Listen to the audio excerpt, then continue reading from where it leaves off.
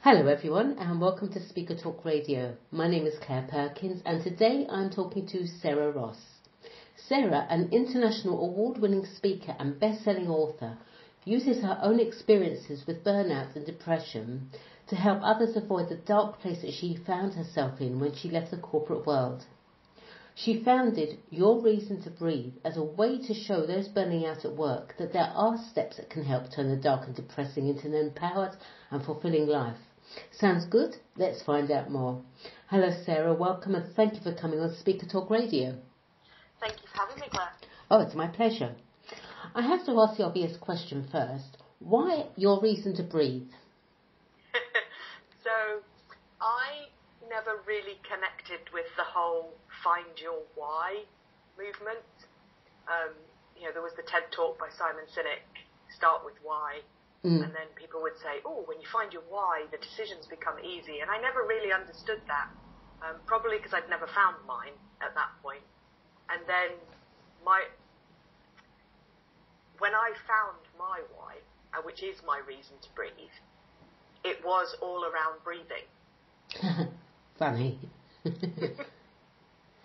You were volunteering at an orphanage in Vietnam when you found Your Reason to Breathe. How did that come about? What was it about being there that helped you? So I left the corporate world on a redundancy package, and I was, burnt out, depressed, and basically decided that I was no use to anybody, worthless, and actually decided on a date that I wanted to end my life. Oh, God. And decided that in the time up to that date, I would do things that I had always wanted to do. So I saw the Northern Lights. I went and saw friends that I hadn't seen for ages because they lived in different parts of the world. And one of the things had always been to volunteer. So I went off to Vietnam to volunteer, and I found a place there that was very peaceful. And, it was an orphanage for disabled children. Oh. And they didn't need much more than, someone to hug, somebody to interact with them, draw with them, play catch, build some Lego. And all of that I still felt I was able to do and add some value to somebody's life, which is why I ended up in Vietnam. Right. But it was actually, I went for 4 months, and at the end of that 4 months was the date that I had chosen for myself. And it was actually Christmas Day during that period, and I decided that my last Christmas Day on Earth should be dressed as Father Christmas, giving these children the experience of Father Christmas and a character in costume coming and giving them something. They have very little where they are. So I found a Father Christmas costume, the full works, beard, wig, everything, and spent the day, doing what Father Christmas does, giving out sweets and chocolates and hugging children and all that. And at the end of the day, they told us that one of the little girls was very sick and she wasn't expected to make it through the night.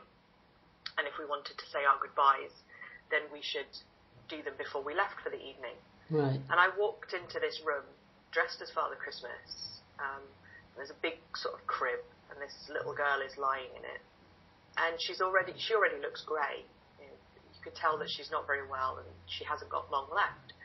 And I leant over the crib, and she reached up and touched my beard. And I watched her breathe.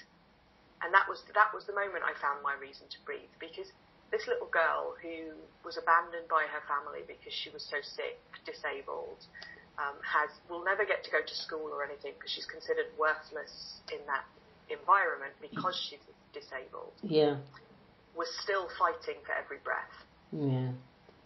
And it was, it hit me like a brick wall. It was like, compared to her, I had a family, I was traveling the world, I was educated, I had every opportunity that she would, she was fighting for. Yeah. And yet I was ready to give up.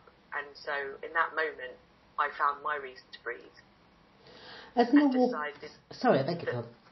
And decided that, there was something else for me to do, but obviously at that point wasn't quite sure what that was. As an award-winning inspirational speaker, you are known for provoking mindset changes in your audience. What is a mindset change? So a lot of the things we believe or take as fact were programmed into us at a very early age. So it's things you've heard your parents say or at school, and you keep those with you. And as you grow up, you kind of just take them as fact. You don't challenge them anymore. Yeah. And so they become your mindset. It's your standard position on something. They become who you are, don't they? Yeah.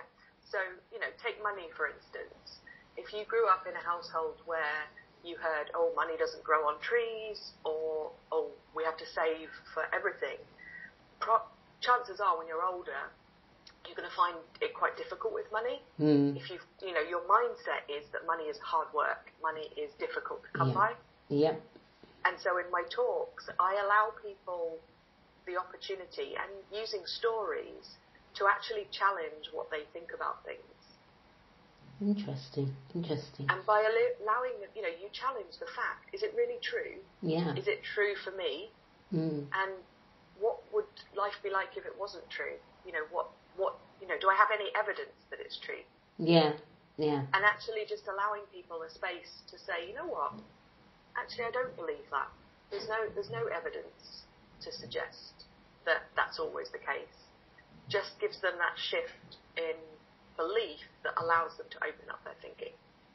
Who exactly is your audience?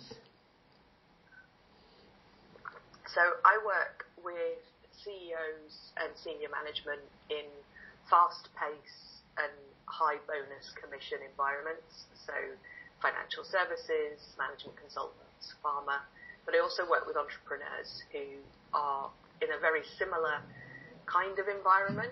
It's just maybe not on the same scale.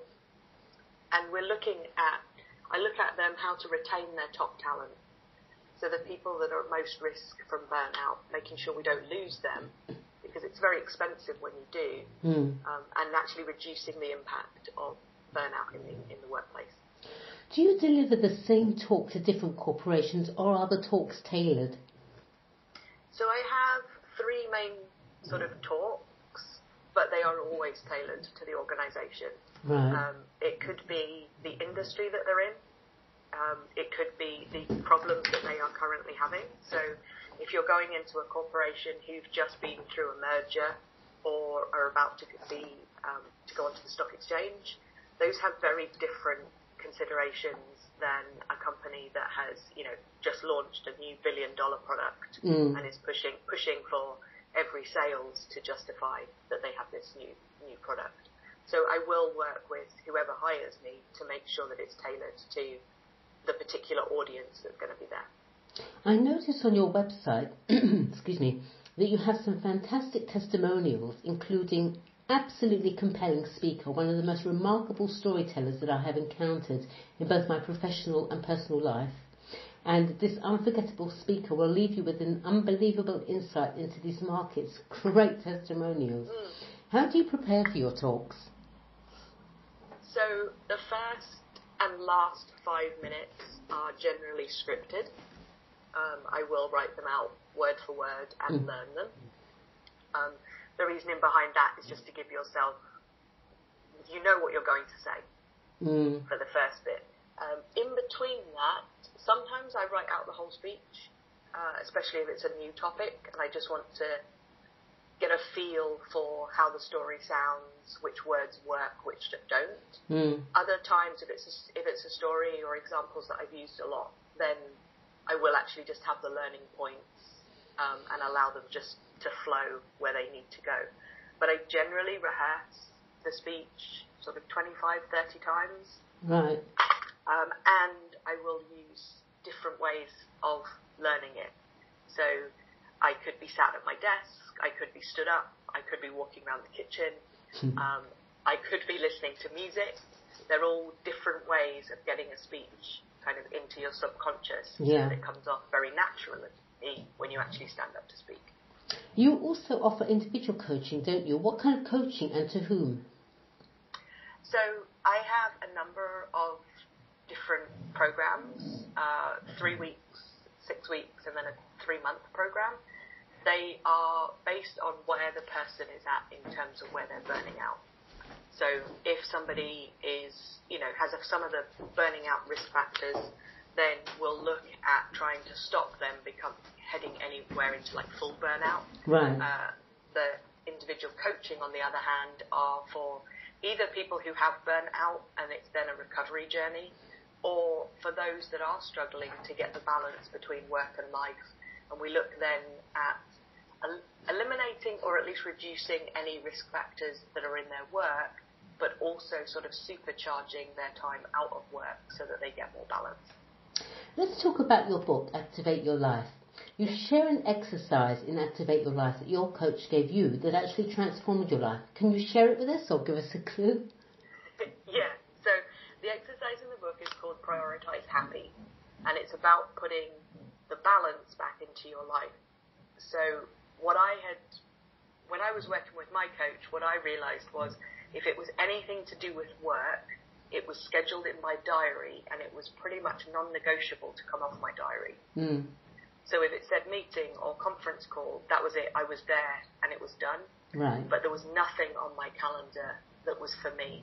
So I didn't schedule going to the gym. I didn't schedule meeting with friends. And so if I did have those things planned and something came up for work, work would always win. And so this exercise is about finding those things that make you smile, make you happy, and then actually committing to put them back onto your calendar, your diary, your scheduler, to make sure that you actually have you on there as much as you do work. Yeah, that's a good point, because we do become overwhelmed with things, don't we, that aren't going to make us happy. It kind of falls in on us in the end. There's so much to do. Exactly. And this is just a way to reconnect with things that, I don't have time. It's generally the things that you do for yourself that fall off the radar first. So maybe, mine, for instance, in the time that I had burnt out, I hadn't read a book. And I was, as a child, reading 2 or 3 books a week. Right. And when I reincorporated reading back into my life, I gave myself the escape, reading novels. I was back in Jane Austen's England, for 20 minutes. And it was a break in the thinking that was keeping me burnt out in the real life. Exactly.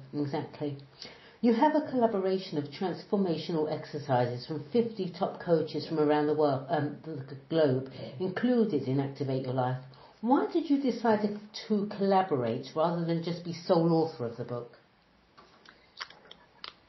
I knew there were parts of my healing journey and the journey that I had been on that would help other people, but I wasn't entirely sure that I had a whole book's worth. Right. And so the editor of the book had actually posted on Instagram, write the book that you wanted to, or write the book that you would have wanted to read. Yes. Or needed to read. And in her Instagram post, she had then posted that they were doing this collaboration and were looking for authors, or coaches who worked with transformational exercises. And so I actually looked at 2 or 3 collaborations, and this was the book. This was the one that said, you know what, I want to be involved in something that gets coaching and coaching exercises out to a much wider audience. Not everyone can afford a personal coach. Sure. But the real sort of tie-in for this was a percentage of the proceeds of this book actually go to charity. Wonderful. The transformational exercises are grouped into 5 different themes. What are these? So we have mind and emotions, body and lifestyle, happiness, goals and habits, and then success and business. So how would a reader use the book then, Sarah? So the book is more of a drop-in than you wouldn't read it cover to cover. Right. Although most of us who authored in the book probably have. It's 50 exercises. Each of the exercises, takes you through what they're there for, the different steps that you go through in the exercise, and then at the end, because the book is also targeted at those who do coach other people, there's some tips on how to use it with a client or somebody that you're actually working the exercise with. And it's to dip into. Right. To find the thing that, you need most. So if you're struggling to set goals, there is a chapter on goal setting. If you are more, you're not sure what you want from life, then there are chapters from various coaches that help you actually kind of outline, well, what do I want to do? What's important to me? What are my values? So that you can actually work through the areas that are important to you or where you feel that you need a little bit more help. Let's go back to your talks now. You're an international speaker. In which countries have you delivered your talks, and do you receive a different type of reception to them depending on which country you're visiting? So at the last count, I've done 101 different countries. Wow. And yes, they are all slightly different. It can be cultural, which I tend to make sure that I'm aware of before I go. In some countries, it's very clear the place of women in society. In other countries, you want to make sure you're wearing the right thing.